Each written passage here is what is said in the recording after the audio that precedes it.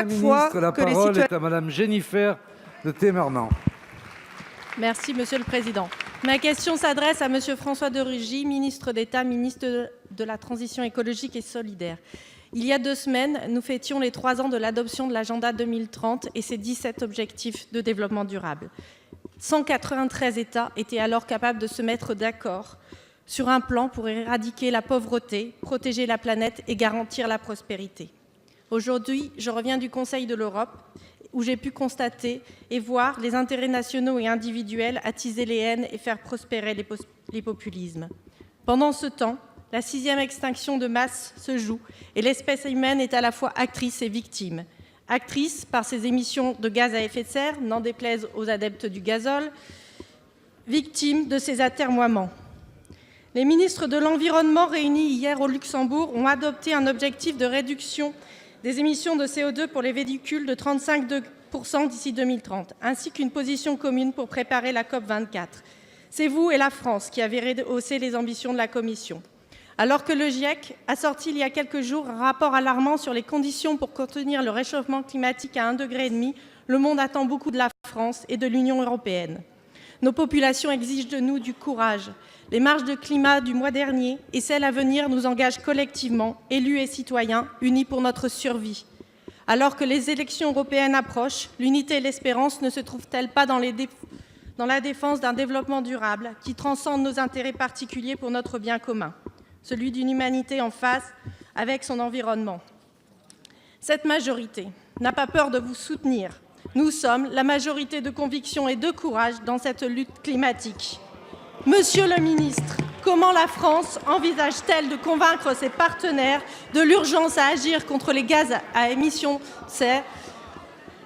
Et quelle position adopterons-nous ensemble à la COP24 en décembre? Merci. Merci, chers collègues.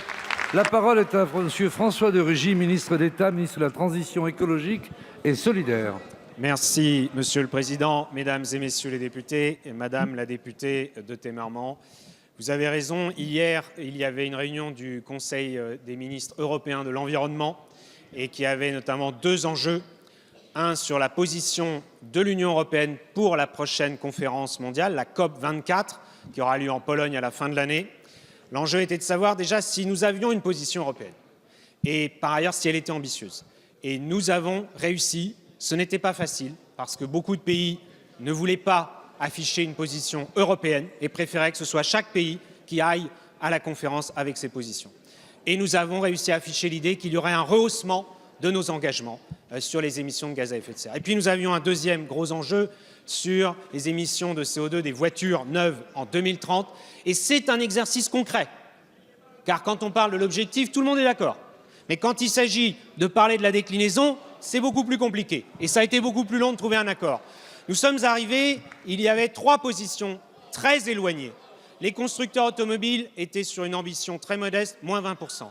La Commission européenne, soutenue par des grands pays, notamment l'Allemagne, moins 30%. La France avait porté, avec de nombreux pays ambitieux, moins 40%. Et nous avons réussi à rassembler, j'ai cherché à rassembler des pays qui sont de l'Est et de l'Ouest de l'Europe, car je ne voulais pas que l'on oppose l'Est et l'Ouest sur ce sujet.